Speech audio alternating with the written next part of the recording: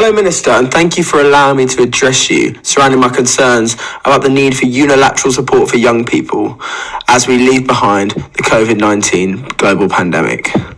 The effect of the COVID-19 lockdowns and further COVID-19 restrictions in the UK have disproportionately affected young people, particularly in education and mental health sectors. Analysing young people for these two parallel areas will help decrease anticipated vast youth inequality. We start by considering existing policy interventions and issues created for young people related to education policy and their youth mental health. We then examine how the pandemic has changed these issues, looking at a few critical relevant studies presenting these effects upon young people.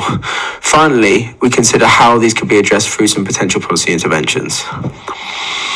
When considering how educational interventions have exacerbated educational inequality in the past few years, you can look no further than the austerity agenda. These sweeping reforms in welfare sectors meant spending in areas like education was slashed. School spending per person dramatically changed after the austerity agenda began in 2010. The IFS found in their report that school spending per pupil in England fell by 9% in real terms between 2009 and 2019, the largest cut in over 40 years. These particularly affected schools with the most disadvantaged students. A Guardian report highlighted how the most disadvantaged fifth of secondary schools have faced the biggest cuts, with a 14% real terms fall in spending per pupil between 2009 and 2019, compared with 9% for the least deprived schools. The knock-on effect of this having further weaknesses on the educational system, particularly affecting children and young people from low-income families. When considering educational disparity and its effect on different areas of the UK, nationally 42.2% of young people from English state schools have entered higher education by the age of 19. Yet in London, generally one of the most affluent parts of the country, this increases to 52.2% of state students. Considering inequality at the rate at which people from different parts of London, different parts of the UK, go to university helps analyse the knock-on effects of austerity and educational reform. In London, there is both higher achievement in schools and colleges and a wealth of opportunities for entering higher education. Therefore, perpetuating inequality among young people has resulted in the reproduction of youth inequality in higher education and eventual employment sectors. Amongst the effects this has on the education system are the cuts to wages and the resources of teachers, with teacher recruitment at an all-time low.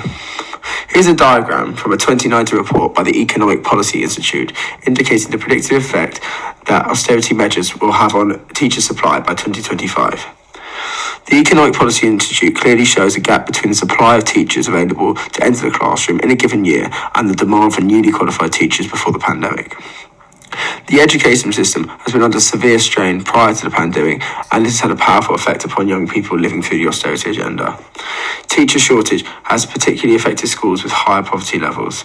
This has resulted in historically less well-achieving schools having less experience and less well-qualified teachers. Youth mental health has come to the forefront of public consciousness during these austerity measures. However, understanding these two areas as having affected one another remains essential to the understanding of experience of young people pre, during and post-pandemic. Mental health crisis among young people has been presented through an NHS Future report that finds that 75% of mental health problems in adult life, excluding dementia, will start by the age of 18. Failure to support children and young people with mental health needs costs not only money but lives. Early intervention prevents young people from falling into crisis and avoids expensive, longer-term interventions into adulthood. There is a compelling moral, social and economic case for change.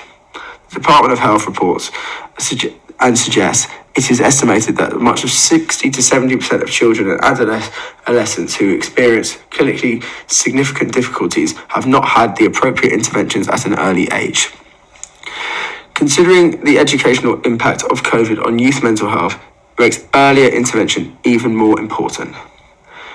A 2012 report by the Department of Health found that having a mental health problem increases the risk of physical ill health, and depression increases the risk of mortality by 50%.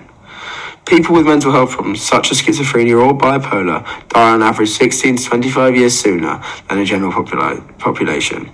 Targeting youth mental health as a particularly significant crisis is essential when considering how the pandemic has exacerbated these existing issues. Intervention around the COVID-19 lockdowns, particularly school closures, have exacerbated educational inequality and furthered the youth mental health crisis. As you well know, school closures took place on and off through 2020 and 2021, initially shutting in March 2020 until September 2020, then closing again in December 2020 until spring 2021. During the initial school closures, almost half of parents whose children were in year 11 and 13 reported their school did not provide them with any remote learning. School closures can only have a disproportionate effect upon secondary school-aged children who are progressing into the latter stage of their education during this period. Low-income families notably experienced educational difficulties affecting these young people, as many of them did not have access to much of the online equipment to adapt their learning, nor the time to supervise and facilitate their homeschooling. The Sutton Trust indicated these inequalities, stating that 60,000 children ages from 11 to 20 did not have access to the internet in their homes, with a further 700,000 children not having access to a computer or a laptop or a tablet to access online learning. This has only had a disproportionate effect on the learning of disadvantaged young people. This issue will remain prevalent amongst young people as COVID-19 school-age generation as they enter the employment market. An OECD study found that young people who have been in primary and secondary education during the pandemic are highly likely to be disproportionately affected in future employment sectors.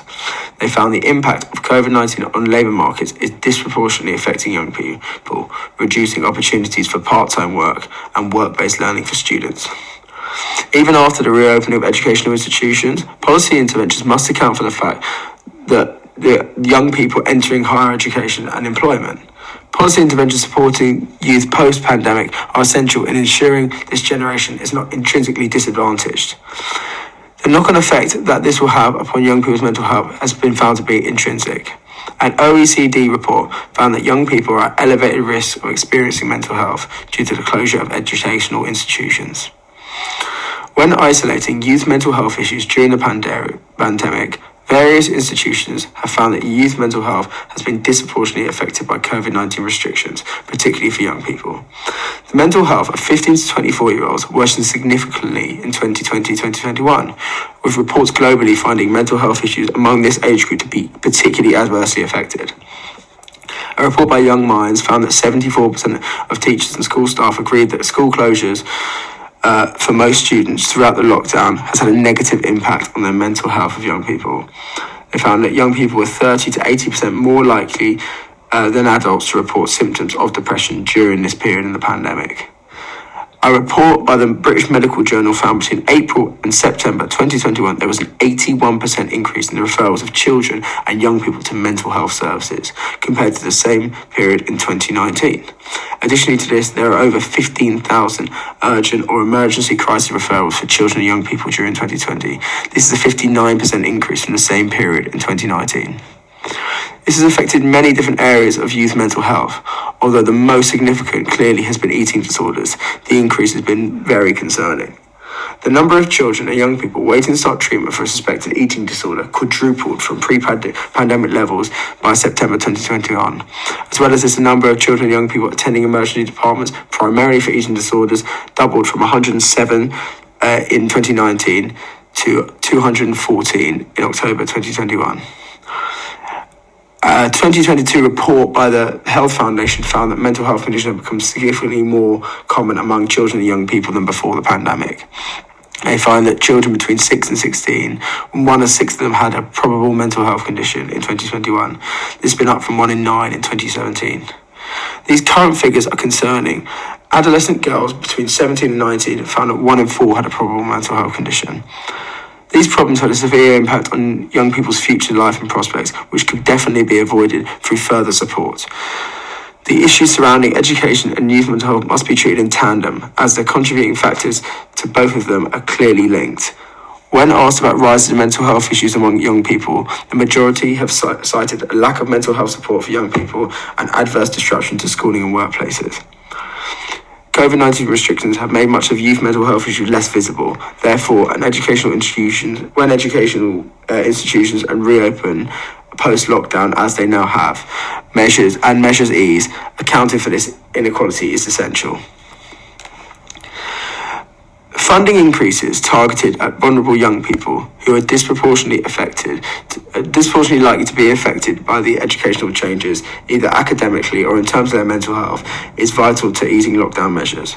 The economic case for investment in youth mental health is clearly very strong, and I feel that targeted early intervention is the only way we can decrease negative impact on young people in these two areas.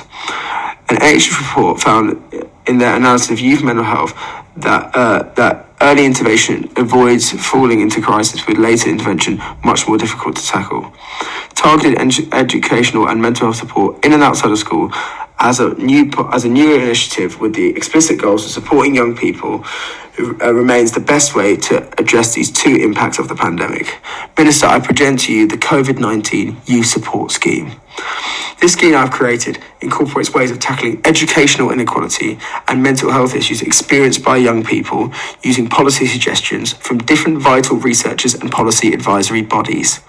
It essentially revolves around the increase in funding within secondary education to supplement the effects that vulnerable children are experiencing, particularly from disadvantaged backgrounds. Importantly, these interventions must target disadvantaged areas as they have been disproportionately affected by the educational changes caused by the pandemic. Allowing these schools to make evidence-based judgments and best use this extra funding for their particular disadvantaged pupils experiencing educational difficulty and mental health issues is very important. Firstly, when we consider the educational side of this scheme, we aim to catch up on lost education by using increased teaching resources to strive to address the teacher shortage. This will be done through a fast-track use of supply teachers made available through the scheme, as well as support from private tuition organisations and charitable providers in return from government funding. Another part of the teacher recruitment drive will be introduced to establish a one-year national teacher volunteer scheme targeting retired and inactive teachers who may want to give up their time to help in schools, to help address disadvantaged COVID generation students. Alongside this, we will definitely be considering some marking consideration in terms of the exams taken at GCSE and A-level through the pandemic, therefore avoiding the risk of adverse impacts on disadvantaged vulnerable groups, including those with special educational needs. I feel like an increase in the amount of teachers and teacher training as a part of this scheme resulted in better quality teachers in the most disadvantaged schools in the country. Undeniably, this will decrease inequality experienced for our children educated during the pandemic. Importantly, schools have now reopened. Being aware of the adverse effect of the pandemic on youth mental health is also essential.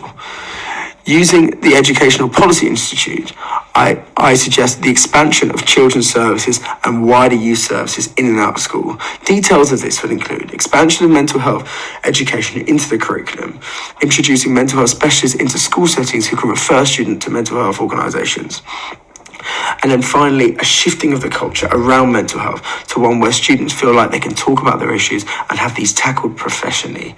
Changing the culture to one where feel like people can talk openly about their issues is key to youth mental health reform. Focusing on mental health within schooling setting is vital to ensure this generation is not disadvantaged by the pandemic. Raising targeted funding for young people around educational support and mental health support in and outside of the school setting will decrease the impact of existing issues that have been exacerbated by the pandemic. Although I'm aware so far the government has provided about £3 billion to address the educational catch-up to support young people, a report by the Educational Recovery Commission recommends £15 billion to address this. I stress to you that in the midst and aftermath of the coronavirus pandemic, policy must remain vigilant in ensuring that governments and other organisations do not use this to create a degraded public system that becomes eroded by disinvestment. Following some of these key policy recommendations I've suggested will target these two areas that have been disproportionately affected for young people during and after the pandemic. Thank you very much for listening to me, Minister. This presentation will be available to the relevant select committees for young people and education. So thank you very much.